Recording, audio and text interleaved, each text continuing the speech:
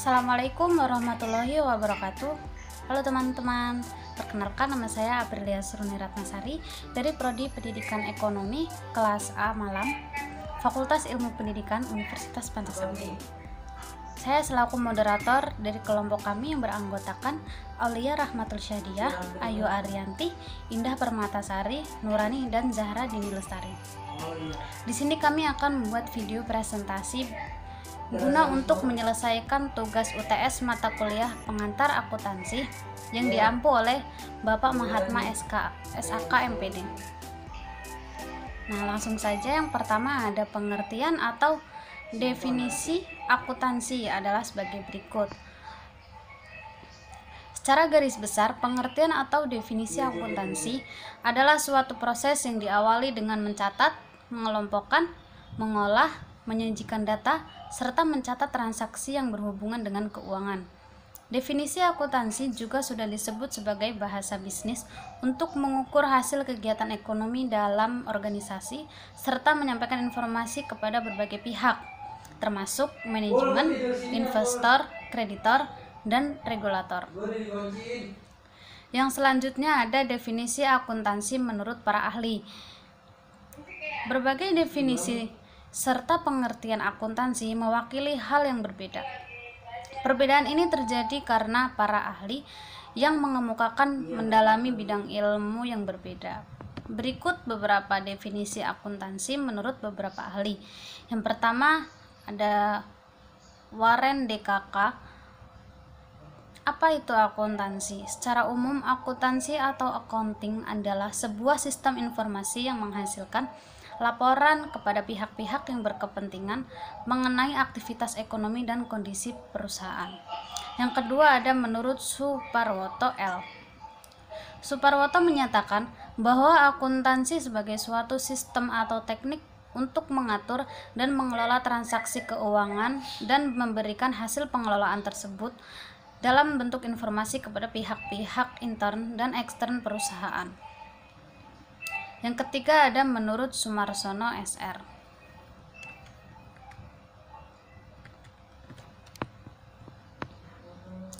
Menurut Sumarsono SR, definisi akuntansi atau accounting adalah suatu proses mengidentifikasikan, mengukur, dan melaporkan informasi ekonomi untuk memungkinkan adanya penilaian dan keputusan yang jelas dan tegas bagi mereka yang memakai informasi tersebut. Yang terakhir, menurut S. Munawir. Menurut S. Munawir, akuntansi adalah sebuah seni daripada pencatatan, penggolongan, dan peringkasan daripada peristiwa-peristiwa dan kejadian-kejadian, dan setidak-tidaknya sebagai sifatnya keuangan dengan cara yang secepat-cepatnya dan petunjuk atau dinyatakan dengan utang dan penafsiran terhadap hal-hal yang timbul daripadanya. Yang selanjutnya ada proses dalam akuntansi. Seperti yang telah disebutkan di atas, bahwa akuntansi adalah proses yang berkaitan dengan keuangan, apapun yang terjadi dalam bisnis atau organisasi. Prosesnya terdiri dari mencatat, meringkas, menganalisa, dan melaporkan data. Untuk yang pertama, mencatat. Proses pertama dan yang paling penting dalam proses akuntansi adalah pencatatan transaksi yang terjadi dalam perusahaan. Proses ini kerap disebut sebagai pembukuan, yaitu mengenali transaksi dan memasukkannya ke dalam catatan. Di dalam akuntansi, biasanya pembukuan dilakukan untuk kepentingan pencatatan yang rinci dan menjadi laporan untuk menjadikan data sebagai laporan akhir keuangan. Yang kedua ada meringkas. Pada umumnya, data mentah adalah hasil pencatatan transaksi dan dianggap tidak terlalu penting. Data mentah ini tidak berpengaruh dalam proses pengambilan keputusan. Namun, disinilah peran akuntan untuk menggunakan data mentah, membaginya menjadi beberapa kategori, dan menerjemahkannya. Jadi, proses yang biasa terjadi adalah mencatat transaksi lalu meringkasnya. Yang ketiga ada melaporkan. Setiap urusan yang terjadi di perusahaan adalah tanggung jawab manajemen. Setiap pemilik bisnis harus mengetahui berbagai operasi atau kegiatan yang terjadi di perusahaan dan bagaimana perusahaan tersebut menggunakan uang. Dalam hal ini, pemilik perusahaan akan menerima suatu laporan keuangan bagi perusahaan yang biasanya dikirimkan setiap bulanan. Sementara itu, ada juga laporan tahunan yang akan merangkum semua kinerja dalam perusahaan. Yang terakhir, ada menganalisa. Menganalisa adalah proses akhir yang penting dalam akuntansi. Setelah merekam dan meringkas, tentunya Anda harus menarik kesimpulan, di mana Anda bisa membandingkan penjualan, laba rugi, ekuitas, dan lainnya untuk menentukan serta menganalisa kerja dan mengambil keputusan. Dari banyaknya pengertian ilmu akuntansi, semuanya memiliki tujuan yang hampir sama, di mana setiap tujuannya adalah memberikan laporan akurat yang berkaitan dengan masalah keuangan perusahaan. Yang selanjutnya akan dijelaskan oleh Kak Ayu Arianti. Untuk Kak Ayu Arianti, silahkan.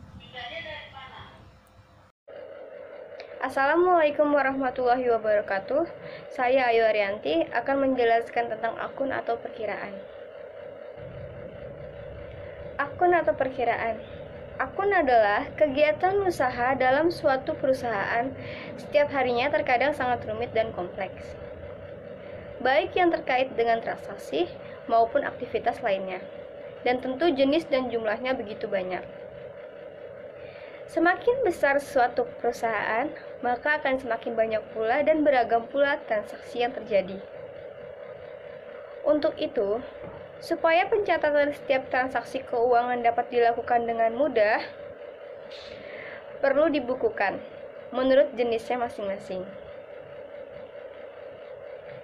Misalnya, setiap perusahaan menerima dan mengeluarkan uang diperlukan satu akun atau perkiraan yang disebut kas. Jadi, apa yang dimaksud dengan akun atau perkiraan?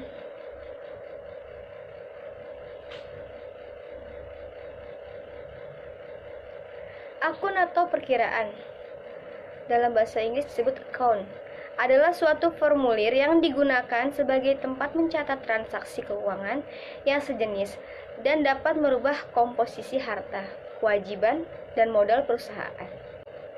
Penggolongan akun berdasarkan sifatnya, akun dikelompokkan menjadi dua kategori, yaitu: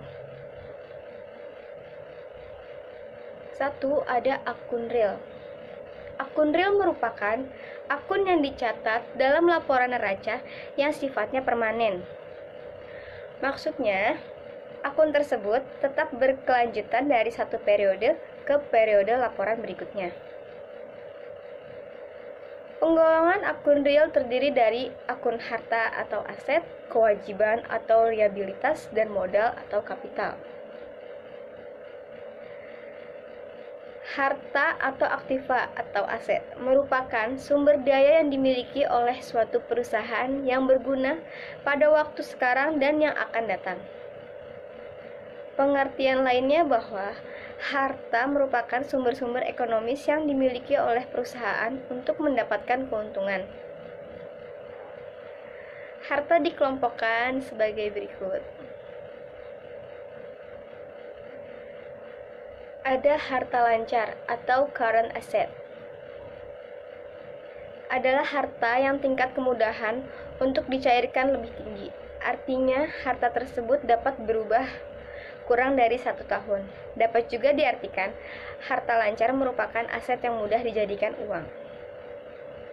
Contohnya yaitu harta lancar yaitu kas, piutang, perlengkapan, beban dibayar di muka, investasi jangka pendek, persediaan, dan pendapat yang masih harus diterima. Ada harta investasi atau investasi jangka panjang. Adalah harta yang diinvestasikan atau penanaman modal dalam jangka waktu lebih dari 1 tahun terhadap perusahaan lain. Contoh harta investasi yaitu investasi saham, sertifikat, deposito, surat berharga pasar uang atau SBPU, obligasi, dan investasi aktiva. Harta tetap berwujud atau tangible fixed asset adalah harta berwujud abstrak yang digunakan untuk kegiatan operasional usaha. Harta tetap berwujud memiliki sifat pemakaian relatif lama atau lebih dari 1 tahun. Contohnya, seperti bangunan, peralatan, tanah, perabotan, dan kendaraan. Harta tetap tidak berwujud adalah harta yang tidak dapat dilihat wujud fisiknya, namun memiliki nilai ekonomis tinggi serta memperoleh hak atau posisi yang menguntungkan perusahaan. Harta tetap tidak berwujud dilindungi oleh undang-undang, peraturan pemerintah seperti hak cipta, hak paten, hak monopoli, goodwill, dan merek. Selanjutnya ada harta lainnya. Adalah harta tetap perusahaan berupa simpanan yang belum digunakan untuk kegiatan operasional perusahaan, seperti pembelian tanah untuk cadangan perusahaan yang akan dibangun sebagai cabang usaha.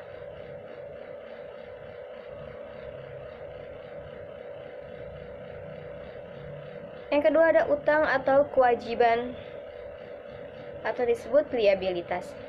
Merupakan kewajiban suatu perusahaan yang harus dibayar kepada pihak lain dalam jangka waktu yang telah ditentukan berdasarkan kesepakatan bersama. Utang atau kewajiban muncul akibat adanya transaksi pada masa lampau. Utang atau kewajiban memiliki 2 kategori, kewajiban lancar dan kewajiban jangka panjang. Kewajiban lancar atau utang jangka pendek disebut short term liability. Merupakan kewajiban yang harus dilunasi dalam jangka waktu kurang dari 1 tahun. Seperti utang dagang, utang wesel, beban yang masih harus dibayar, persekot pendapatan atau disebut deferred revenue, dan pendapatan yang diterima di muka.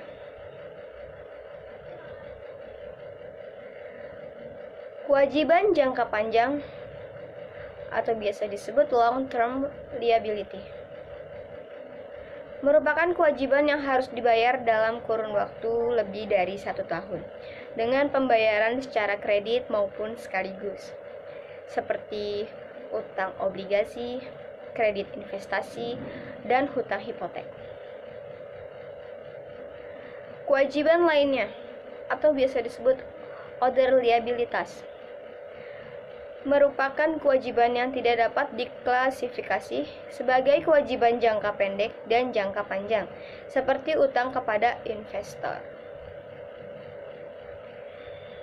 Yang ketiga ada modal atau kapital.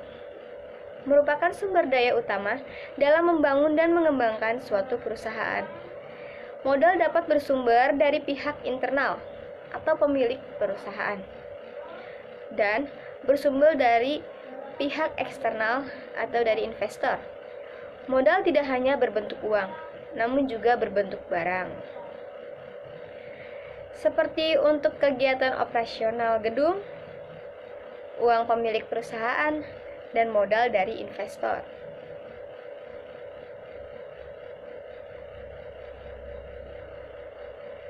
Selanjutnya ada akun nominal. Akun nominal merupakan akun yang dicatat dalam laporan laba, rugi yang bersumber dari penghasilan dan juga beban-beban akibat transaksi suatu perusahaan. Akun nominal dapat dikelompokkan menjadi 2 akun, yaitu akun pendapatan atau income dan akun beban.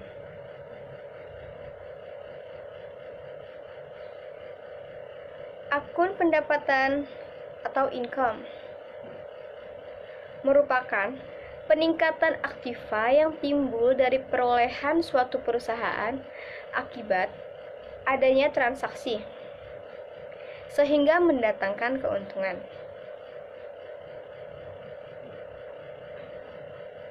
Akun beban merupakan biaya yang harus dikeluarkan oleh perusahaan terkait dengan kegiatan operasional perusahaan untuk memperoleh pendapatan.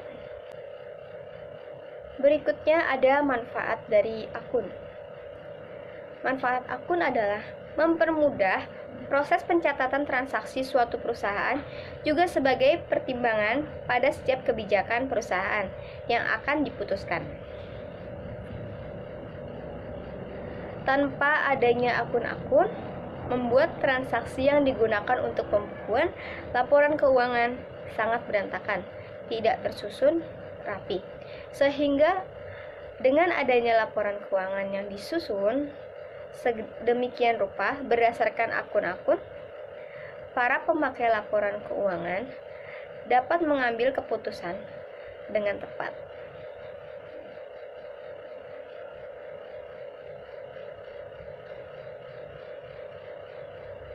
Yang terakhir, ada tujuan dari akun. Tujuan akun adalah untuk mencatat data yang akan dijadikan sebagai dasar dalam penyusunan laporan keuangan suatu perusahaan.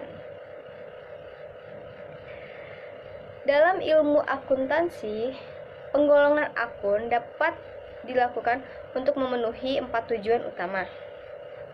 Yang pertama, mengelompokkan transaksi berdasarkan tempatnya, seperti aktiva, beban, dan akun lainnya.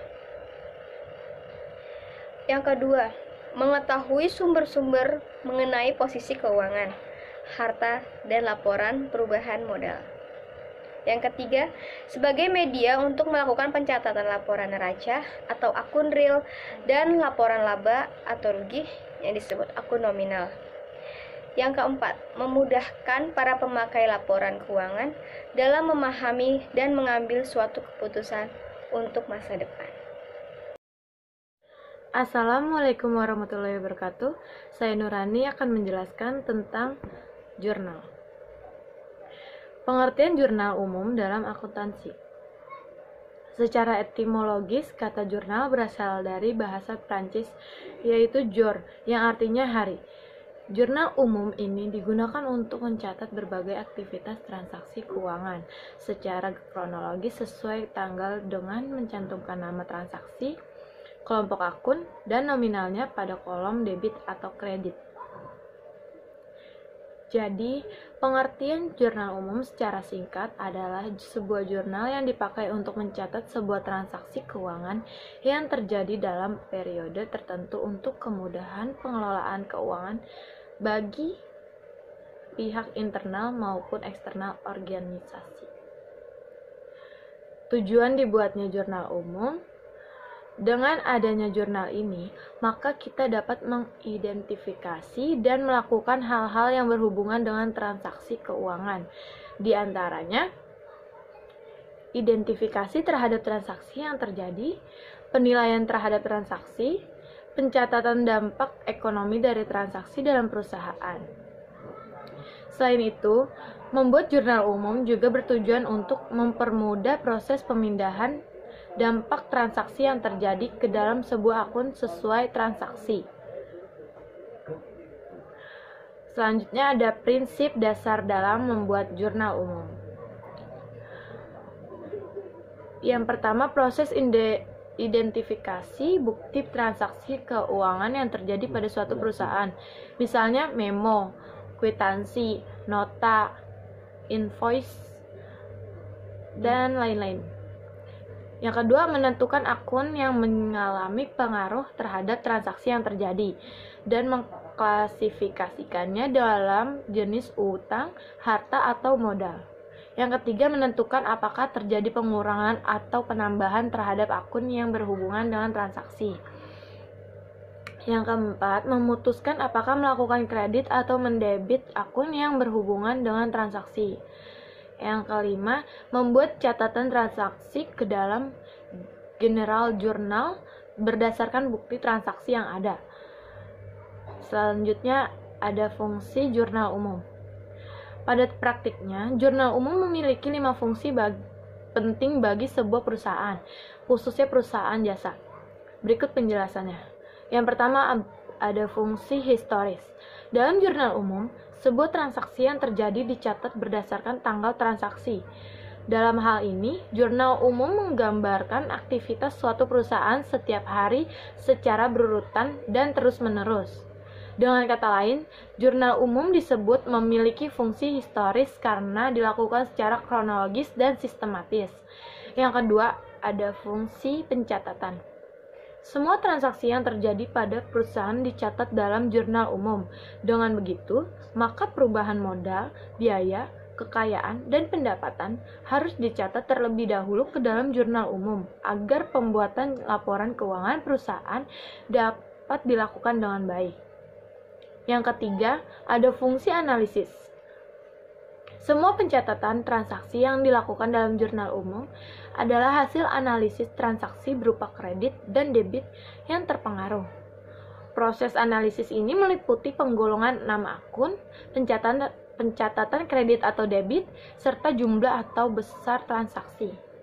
Yang keempat, ada fungsi instruksi.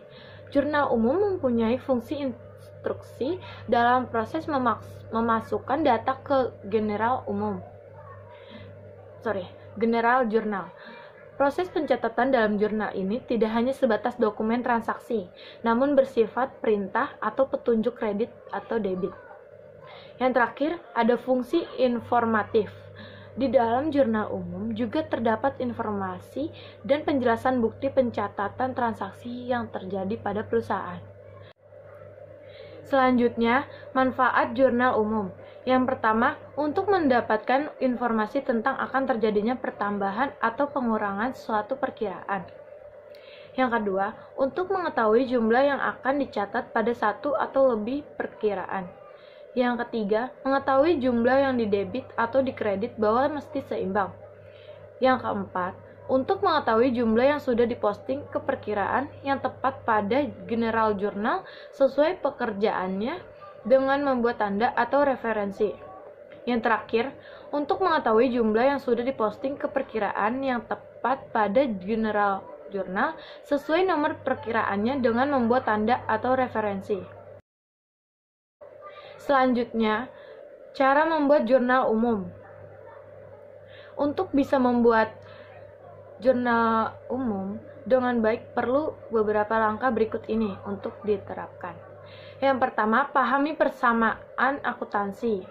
Yang kedua, kumpulkan dan identifikasi bukti transaksi. Yang terakhir, pencatatan jurnal umum. Dan untuk slide selanjutnya, tentang pengertian buku besar. Buku besar adalah buku yang berisi perkiraan mengenai ikhtisar dari pengaruh transaksi keuangan akibat perubahan aktiva, kewajiban, maupun modal dalam perusahaan. Dalam pengertian lain, buku besar juga merupakan alat yang dipakai untuk melakukan pencatatan beragam perubahan di sebuah akun karena adanya transaksi keuangan. Aktivitas mencatat buku besar disebut juga dengan posting. Fungsi dari buku besar dapat disimpulkan sebagai berikut. Yang pertama, menjadi bahan dan informasi dalam penyusunan laporan keuangan. Yang kedua, untuk dasar penggolongan dari transaksi yang sudah tercatat dalam jurnal. Yang ketiga, untuk alat menggolongkan data keuangan dan bisa mengetahui jumlah maupun keadaan rekening atau akun. Dan yang keempat, ada untuk alat meringkas data transaksi yang sudah tercatat dalam jurnal umum. Selanjutnya ada di macam-macam buku besar. Yang pertama ada buku besar umum atau general ledger. Yang kedua ada buku besar pembantu. Yang ketiga buku besar kreditor. Yang keempat ada buku besar debitur. Nah selanjutnya ada di bentuk-bentuk buku besar. Yang pertama buku besar berbentuk T. Yang kedua buku besar berbentuk skontro. Yang ketiga buku besar berbentuk stafel. Selanjutnya ada pengertian neraca saldo. Neraca saldo ialah suatu buku yang mempunyai isi berupa daftar yang menerangkan kumpulan saldo berasal dari data yang dipunyai oleh setiap rekening dari pihak-pihak terkait. Neraca saldo pada biasanya dikeluarkan pada saat periode terakhir untuk digunakan sebagai bahan evaluasi. Hal ini dikarenakan neraca ini akan menunjukkan kestabilan perekonomian yang didapatkan melalui suatu kegiatan ekonomi yang dijalankan selama proses pada suatu perusahaan. Selanjutnya fungsi neraca saldo. Neraca saldo yang berfungsi sebagai bahan evaluasi karena menyajikan ringkasan dari buku besar mempunyai fungsi berikut ini. Yang pertama, fungsi persiapan. Neraca saldo memiliki fungsi untuk mempersiapkan laporan akhir keuangan pada suatu perusahaan, baik perusahaan barang atau jasa. Yang kedua, fungsi pencatatan. Fungsi pencatatan itu fungsi utama dari penerapan ilmu akuntansi dalam penyajian data pada perusahaan, baik perusahaan barang atau jasa. Setiap data pada rekening akan dibuat catatannya oleh neraca saldo dengan penyajian yang diperingkas. Yang ketiga, fungsi koreksi. Neraca saldo laporan keuangan yang berfungsi sebagai bahan evaluasi sebelum pembuatannya. Hal yang lebih dulu dilakukan yaitu melakukan koreksi terhadap seluruh catatan serta siklus akuntansi. Inilah yang dimaksud fungsi koreksi dari neraca saldo.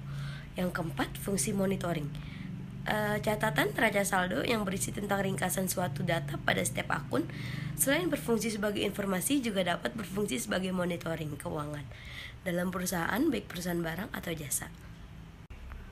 Langkah-langkah penyusunan neraca saldo sebagai berikut ini. Yang pertama, menghitung saldo tiap-tiap akun buku besar, menjumlahkan sisi debit dan kredit dari akun buku besar. Selanjutnya, menentukan saldo tiap-tiap akun. Memindahkan saldo tiap akun buku besar berbentuk stafel sesuai letak debit dan kredit. Yang kedua, menyusun saldo tiap akun buku besar dalam neraca saldo sesuai nomor kode akun dan tingkat likuiditas.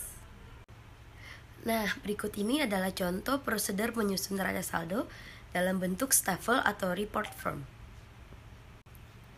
Nah, dari bagian tersebut dapat diketahui bahwa akun buku besar bentuk stafel atau report form lebih sederhana jika digunakan untuk membuat neraca saldo, karena hanya tinggal mengutip saja.